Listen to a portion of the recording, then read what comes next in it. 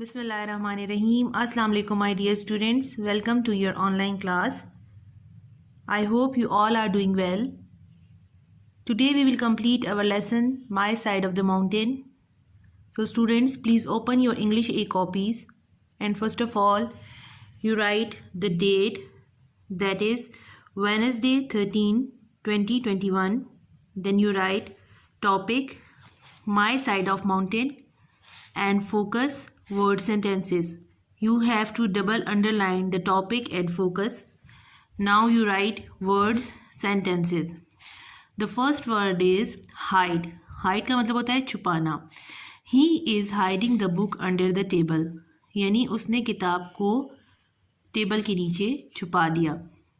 इसमें आप कुछ भी और ऐड कर सकते हैं, जैसे he is hiding the ball, इस तरह से, लेकिन उसका सेंस सही होना चाहिए. फिर next one is gas. Gas का मतलब होता है किसी के बारे में सोचना, किसी चीज़ के बारे में कि ऐसा हो सकता है, उसका गैस लगाते हैं आप.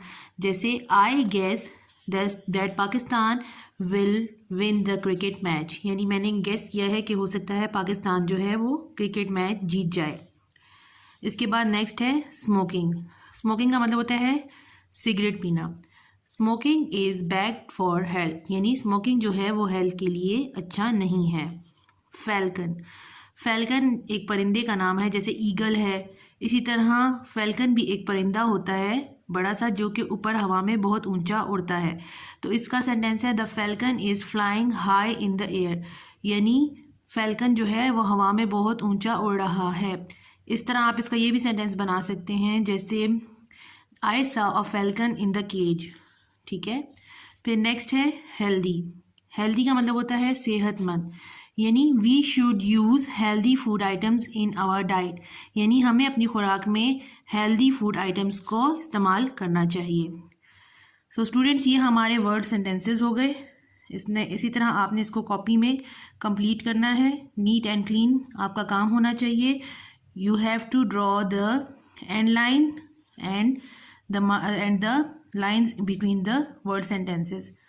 अब इसके बाद इसी तरह आपने नेक्स्ट पेज उसका ओपन करना है और उसमें आपने कम्प्रीहेंशन लिखना है. अब ये देखिए, ये भी आपकी इसी तरह इंग्लिश ए की कॉपी में होगा. ठीक है. First of all you have to again write the date Wednesday January 13, 2021.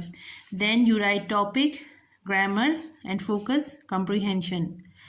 फिर इसके बाद इसका टॉपिक है a visit to the water park, यानी वाटर पार्क की विजिट के ऊपर ये हमारा कम्प्रीहेंशन है. अब first of all students, I will tell कि कम्प्रीहेंशन क्या होता है.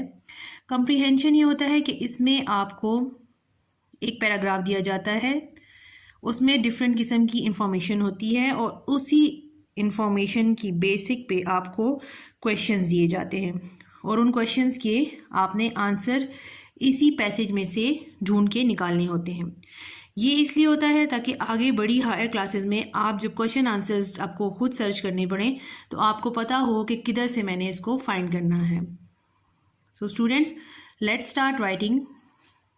सबसे पहले इसका there is a new water park in town, ये आपने लिखना है. ठीक है. We go there on the first day of summer, तो एक हमारे शहर में नया वाटर पार्क बना है और हम उधर गए कब, जो ही गर्मियाँ शुरू हो गई, फर्स्ट डे ऑफ समर पे हम उधर गए. It has pools and water slides, वहाँ पे क्या क्या है, पूल्स हैं, स्विमिंग पूल्स हैं डिफरेंट किस्म के, और वाटर स्लाइड्स हैं.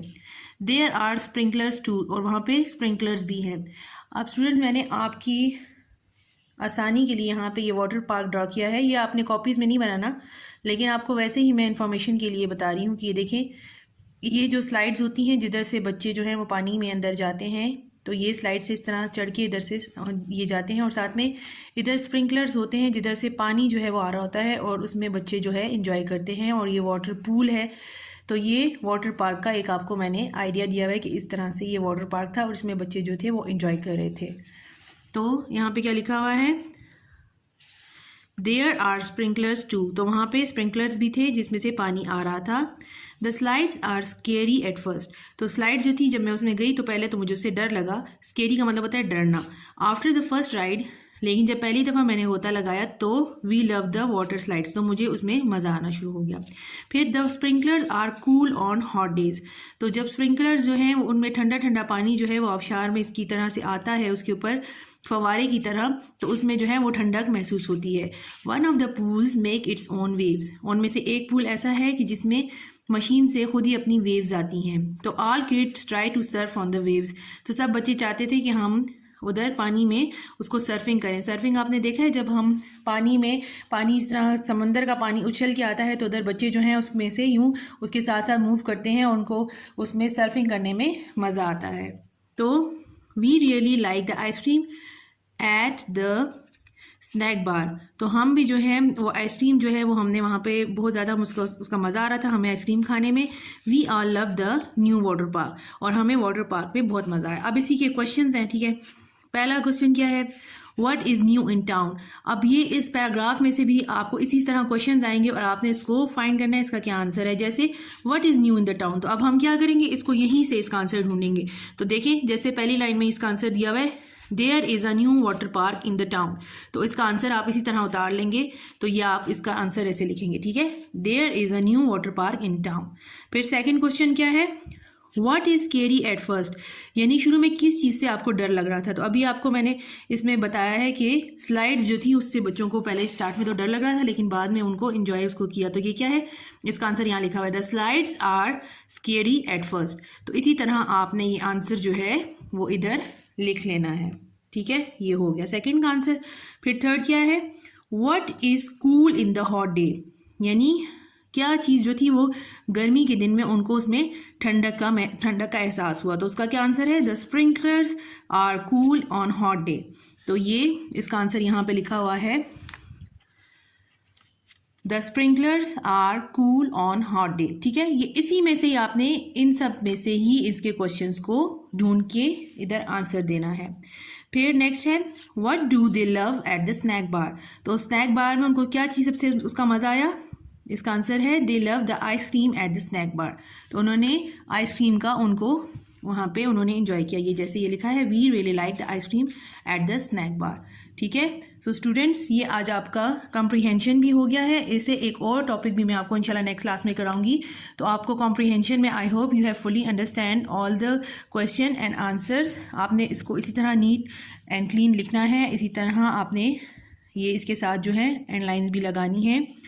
So inshallah we will continue in the next session. Thank you. Allah Hafiz.